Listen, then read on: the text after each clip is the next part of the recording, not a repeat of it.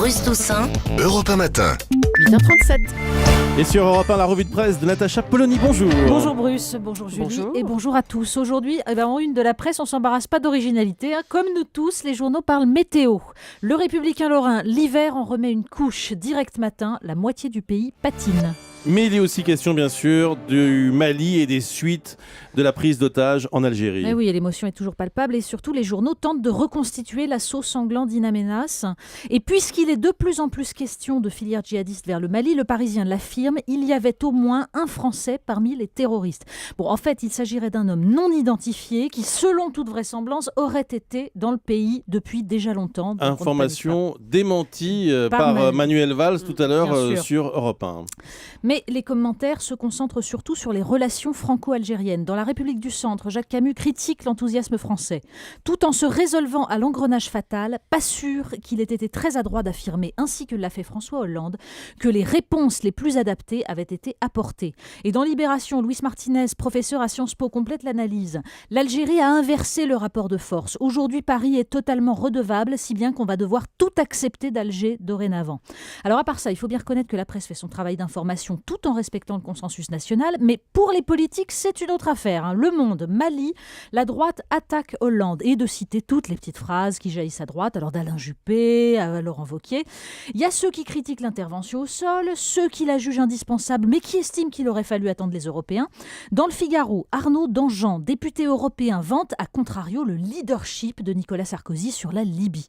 On va juste lui conseiller de lire sur la page suivante l'article de Mélanie Matarez qui confirme que les terroristes d'In Amenas étaient entièrement équipés avec des armes et des gilets pare-balles offerts par le Qatar et la France à l'opposition libyenne. Vous l'évoquiez tout à l'heure avec Alain Juppé. Il y a des fois où un peu moins de leadership et un peu plus de réflexion, ça aurait été pas mal. Alors il est aussi question d'une date anniversaire, c'est la commémoration des 50 ans du traité de l'Elysée, c'est la réconciliation entre la France et l'Allemagne. Oui, dans les Échos, Guillaume Tabar rappelle que contrairement au couple De Gaulle-Adenauer ou Mitterrand-Kohl, François Hollande et Angela Merkel ne soldent pas le passé, ils doivent écrire l'avenir et c'est une autre paire de manches. Dans son éditorial du Figaro, Pierre Rousselin en profite pour tresser des couronnes de laurier à la chancelière qui, bien sûr, ne vise qu'à hisser l'économie européenne vers le haut.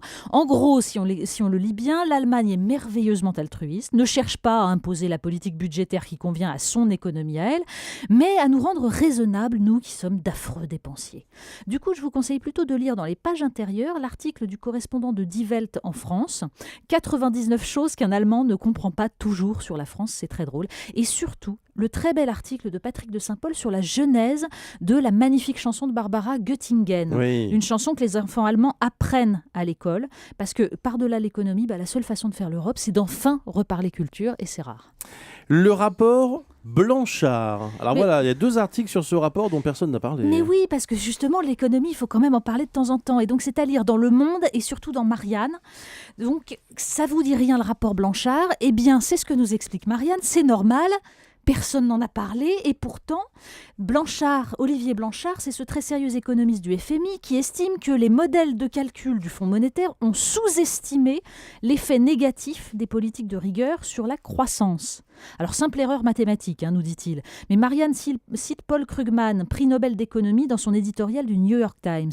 La vérité, c'est que nous venons de vivre un échec monumental en termes de politique économique et que de trop nombreuses personnes responsables de cet échec sont toujours en place et refusent de tirer les leçons de leurs erreurs. C'est un événement, un hebdomadaire, pas n'importe lequel, le magazine Elle prend position dans le débat sur le mariage pour tous. Et oui, mariage pour toutes avec 2 filles côte à côte, des robes, des alliances, des coiffures. Alors au-delà de la boutade, il y a un dossier très intéressant sur les lesbiennes, l'amour entre filles et les clichés qu'ils véhiculent, le machisme des hétéros et des gays. Mais il faut surtout lire l'interview de l'historienne Marie-Joseph Bonnet, militante féministe historique, et qui incarne cette forme de militantisme lesbien que les revendications sur le mariage homo ont totalement effacé. Pour elle, revendiquer le droit de se marier et de fonder une famille est une régression. Alors elle n'est pas majoritaire sans doute chez les lesbiennes, mais c'est intéressant. Dans sa génération, les femmes se battaient pour exister par elles-mêmes, en dehors de la pression sociale. Aujourd'hui, le désir d'enfant est surdéterminé, nous dit-elle. Vouloir des enfants, c'est rentrer dans le rang. Donc pour elle, le Pacs était par exemple beaucoup plus créatif que le mariage puisqu'il commençait à inventer autre chose. La contre-culture dont a été porteur le mouvement homosexuel homosexuel, dit-elle, est à mon grand regret en train de disparaître. Finalement, voilà, ce qu'elle nous explique, c'est que le consumérisme hédoniste et narcissique a gagné dans toute la société et qu'il a imposé son modèle même à ceux qui incarnaient la subversion. Le clin d'œil du jour. C'est dans Marianne aussi, on apprend que 400 élèves et professeurs du collège Saint-Pierre en Faucigny, en Haute-Savoie, ont eu droit à des cours de rire intentionnel dans le cadre d'une journée santé. Alors ça stimule le diaphragme, ça libère des endorphines, c'est-à-dire un antidépresseur, c'est formidable.